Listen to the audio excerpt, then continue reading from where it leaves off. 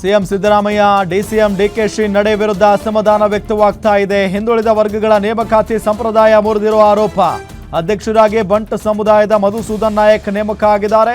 ಸದಸ್ಯರಾಗಿ K R ಕೇಶ್ Vokkaliga, Shivannagowda Kuruba, doctor Suman Mogaveera, doctor CM Kundagol Lingayat. ಮೊದಲ ಬಾರಿಗೆ ಆಯೋಗದಲ್ಲಿ ಪ್ರಬಲ ಸಮುದಾಯದವರಿಗೆ ಮಣೆ ಹಾಕಲಾಗಿದೆ ನೋಡಿ. ಅಧ್ಯಕ್ಷರು ಹಾಗೂ ಇಬ್ಬರು ಸದಸ್ಯರು ಪ್ರಬಲ ಸಮುದಾಯಕ್ಕೆ ಸೇರಿದವರು.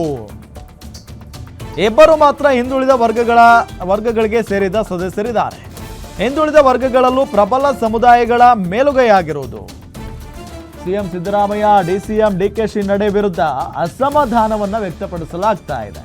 ಹಿಂದುಳಿದ ವರ್ಗಗಳ ನೇಮಕಾತಿ ಸಂಪ್ರದಾಯವನ್ನ ಮುರಿದಿರುವಂತ ಆರೋಪ. ಅಧ್ಯಕ್ಷರಾಗಿ ಬಂಟ್ ಸಮುದಾಯದ ಮಧುಸೂದನ್ ನಾಯಕ್ ನೇಮಕ ಆಗಿದ್ದಾರೆ. ಸದಸ್ಯರಾಗಿ ಕೆಆರ್ ಕೇಶ್ ಒಕ್ಕಲಿಗ ಅವರು, ಇನ್ನು Shivannagowda Kuruba, doctor Suman Mogaveera, doctor CM Kundagol ಲಿಂಗಾಯತರು.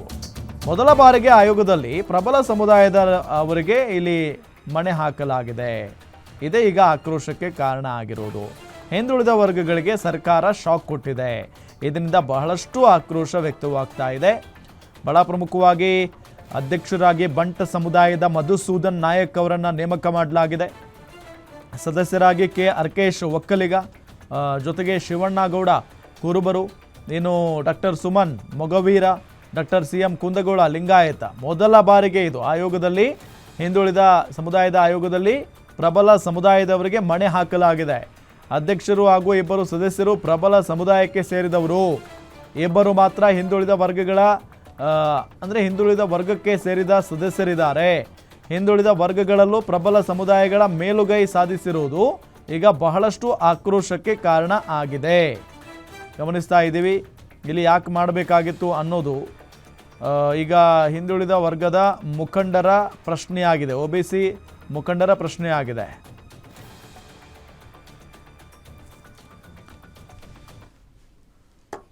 ಡೀಟೇಲ್ಸ್ ಕೊಡ್ತಾರೆ ನಮ್ಮ political bureau head Maruti Pavagada. News desk ಇಂದ ನೇರ ಸಂಪರ್ಕದಲ್ಲಿ ಜಾಯ್ನ್ ಆಗಿದ್ದಾರೆ. ಮಾರುತಿ, ಇದು OBC ಮುಖಂಡರ ಆಕ್ರೋಶಕ್ಕೆ ಕಾರಣ ಆಗಿರೋದೇ ಸರ್ಕಾರದ ದಿಢೀರ್ ನಿರ್ಧಾರ. ಈ ಹಿಂದೆ ಯಾವತ್ತೂ ಕೂಡ ಇಂಥ ನಿರ್ಧಾರವನ್ನು ತೆಗೆದುಕೊಳ್ಳದ ಸರ್ಕಾರ ಈಗ ಯಾಕೆ ಈ ರೀತಿಯಾದಂಥ ನಿರ್ಧಾರವನ್ನು ತೆಗೆದುಕೊಂಡಿದೆ ಅಂತ?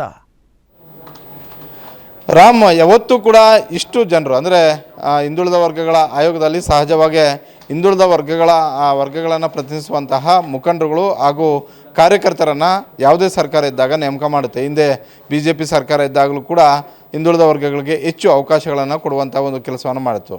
ಹಿಂದೆ ಸಿದ್ದರಾಮಯ್ಯವರು ಮೊದಲ ಬಾರಿಗೆ CM ಆದಾಗ ಅವರು ಕೂಡ ಒಬ್ಬರನ್ನು ಮಾತ್ರ ಒಕ್ಕಲಿಗ ಸಮುದಾಯಕ್ಕೆ ಸೇರಿದಂಥವರನ್ನು ಸದಸ್ಯರನ್ನಾಗಿ ಮಾಡ್ಕೊಂಡಿದ್ರು. ಉಳಿಕೆ ಎಲ್ಲ 4 ಒಬ್ಬರು ಅಧ್ಯಕ್ಷರು, 3 ಸದಸ್ಯರನ್ನು ಅಧಿಕ ಸಂಖ್ಯೆ ಇರುವ ರೀತಿಯಲ್ಲಿ ಹಿಂದುಳಿದ ವರ್ಗಗಳಿಗೆ ಹೆಚ್ಚು ಅವಕಾಶವನ್ನು ಕೊಡುವಂಥ ಒಂದು ಕೆಲಸ ಆಗಿತ್ತು. ಆದರೆ ಅದ್ಯಾಕೋ ಏನೋ ಗೊತ್ತಿಲ್ಲ, ಈಗ ಕಳೆದ 6 ತಿಂಗಳಿಂದಲೂ ಕೂಡ ರಾಜ್ಯದಲ್ಲಿ ಹೆಚ್ಚು ಚರ್ಚೆ ಆಗ್ತಾ ಇರುವಂಥದ್ದು, ಪದೇ ಚರ್ಚೆಗೆ ಬರುವಂಥ ಒಂದು ವಿಚಾರ ಏನು ಅಂತ ಹೇಳಿದ್ರೆ ಹಿಂದುಳಿದ ವರ್ಗಗಳ ಆಯೋಗ ಕೊಟ್ಟಂತಹ ಜಾತಿ ಗಣತಿ ರಿಪೋರ್ಟ್. ಈ ರಿಪೋರ್ಟ್ ಬಗ್ಗೆ ಒಂದು ಕಡೆ ಹಿಂದ ವರ್ಗದಿಂದ ಯಥಾವತ್ತು ಜಾರಿ ಮಾಡಬೇಕು ಅನ್ನುವಂಥ ಒಂದು ಒತ್ತಾಯ ಇತ್ತು. ಮತ್ತೊಂದು ಕಡೆ ಪ್ರಬಲ ಸಮುದಾಯಗಳಿಂದ ಯಾವುದೇ ಕಾರಣಕ್ಕೂ ಯಥಾವತ್ತು ವರದಿಯನ್ನು ಜಾರಿ ಮಾಡಬಾರ್ದು ಅನ್ನುವಂಥ ಒಂದು ರೀತಿಯಲ್ಲಿ ಅಭಿಪ್ರಾಯ ಭೇದಗಳು ಇರುವಂಥದ್ದನ್ನು ನಾವು ನೋಡಿದ್ದೀವಿ. ಇದು ಕೊನೆಗೆ ಕಾಂಗ್ರೆಸ್ ಹೈಕಮಾಂಡ್ ಮುಂದೆ ಹೋದಾಗ ಕಾಂಗ್ರೆಸ್ ಹೈಕಮಾಂಡ್ ಭಾಳಷ್ಟು ಸ್ಪಷ್ಟವಾಗಿ ಮುಖ್ಯಮಂತ್ರಿ ಸಿದ್ದರಾಮಯ್ಯ ಅವರಿಗೆ ಒಂದು ಸೂಚನೆಯನ್ನು ಕೊಡ್ತು. ಆದಷ್ಟು ಬೇಕಂದರೆ 3 ತಿಂಗಳ ಒಳಗಾಗಿ ಮತ್ತೆ ಮರುಸರ್ವೆ ಮಾಡಿ ಅನ್ನುವಂಥ ಒಂದು ಸೂಚನೆಯನ್ನು ಕೊಡ್ತು. ಈ ಸೂಚನೆ ಬೆನ್ನಲ್ಲೇ ಈಗ ಸದಸ್ಯರನ್ನು ನೇಮಕ ಮಾಡಿರುವಂಥದ್ದು ಒಂದಷ್ಟು ಅಹಿಂದ ವರ್ಗ ಹಾಗೂ ಹಿಂದುಳಿದ ವರ್ಗಗಳ ಸಮುದಾಯದ ಮುಖಂಡರುಗಳು ಆಕ್ರೋಶ ಮತ್ತು ಅಸಮಾಧಾನಕ್ಕೆ ಕಾರಣ ಆಗಿರುವಂಥದ್ದು. ಕಾರಣ ಇಷ್ಟೇ, ಏನು ಹಿಂದುಳಿದ ವರ್ಗಗಳ ಆಯೋಗ ಅಂತ ಕರಿತಾ ಇತ್ತು, ಈ ಆಯೋಗದಲ್ಲಿ ಹಿಂದುಳಿದ ವರ್ಗಗಳಿಗೆ ಹೆಚ್ಚು ಅವಕಾಶಗಳನ್ನು ಕೊಡಬೇಕು. ಅಧ್ಯಕ್ಷರು ಸೇರಿ 4 ಜನ ಸದಸ್ಯರಿರ್ತಾರೆ. ಅಂದರೆ ಒಟ್ಟಾರೆ 5 ಜನರು ಇರುವಂತಹ ಒಂದು ಆಯೋಗ ಇದು. ಈ ಆಯೋಗದಲ್ಲಿ ಅಧ್ಯಕ್ಷರು ಕೂಡ ಪ್ರಬಲ ಸಮುದಾಯಕ್ಕೆ ಸೇರಿರುವಂಥವರು, ಜೊತೆಗೆ ನಿನ್ನೆ 4 ಜನ ಸದಸ್ಯರನ್ನು ಮುಖ್ಯಮಂತ್ರಿ ಸಿದ್ದರಾಮಯ್ಯ ಅವರು ಆಯ್ಕೆ ಮಾಡಿದ್ದಾರೆ. ಅದರಲ್ಲೂ ಕೂಡ ಒಬ್ಬರು ಒಕ್ಕಲಿಗರು ಮತ್ತೊಬ್ಬರು ಲಿಂಗಾಯತರು ಇರುವಂಥದ್ದು ಈಗ ಅಹಿಂದ ವರ್ಗದ ಆಕ್ಷೇಪ ಮತ್ತು ಅಸಮಾಧಾನಕ್ಕೆ ಕಾರಣ ಆಗಿರುವಂಥದ್ದು. ಹೀಗಾಗಿ ಯಾವತ್ತೂ ಇಲ್ಲದೇ ಇರುವಂತಹ ಸಂಪ್ರದಾಯವನ್ನು ಈ ಬಾರಿ ಮಾಡಿದ್ದಾರೆ ಅನ್ನುವಂಥ, ಅದರಲ್ಲೂ ಮರುಸರ್ವೆ ಮಾಡುವಂಥ ಒಂದು ಸಂದರ್ಭದಲ್ಲಿ ನಮ್ಮ ಸಮುದಾಯಗಳಿಗೆ ಹೆಚ್ಚು ಅವಕಾಶವನ್ನು ಕೊಡಬೇಕು. ಯಾಕಂತ ಹೇಳಿದ್ರೆ ಈ ಕಾಂತರಾಜ್ ಹಾಗೂ ಜಯಪ್ರಕಾಶ್ ಹೆಗಡೆ ಅವರು ಕೊಟ್ಟಂತಹ ಒಂದು ರಿಪೋರ್ಟಲ್ಲಿ ಪ್ರಬಲ ಸಮುದಾಯಗಳ ಅಂಕಿಅಂಶಗಳು ಭಾಳಷ್ಟು ಕಡಿಮೆ ಆಗಿದ್ದಾವೆ ಅನ್ನುವಂಥ ಒಂದು ಆಕ್ಷೇಪ ಇತ್ತು. ಹೀಗಾಗಿ ಈಗ ಮರುಸರ್ವೆ ಮಾಡುವಂಥ ಒಂದು ಸಂದರ್ಭದಲ್ಲಿ ಪ್ರಬಲ ಸಮುದಾಯದ ಮುಖಂಡರು ಸಂಖ್ಯೆ ಜಾಸ್ತಿ ಇದ್ದರೆ ನಮಗೆ ಯಾವ ರೀತಿಯಾಗಿ ನ್ಯಾಯ ಸಿಗೋದಕ್ಕೆ ಕಾರಣ ಆಗುತ್ತೆ.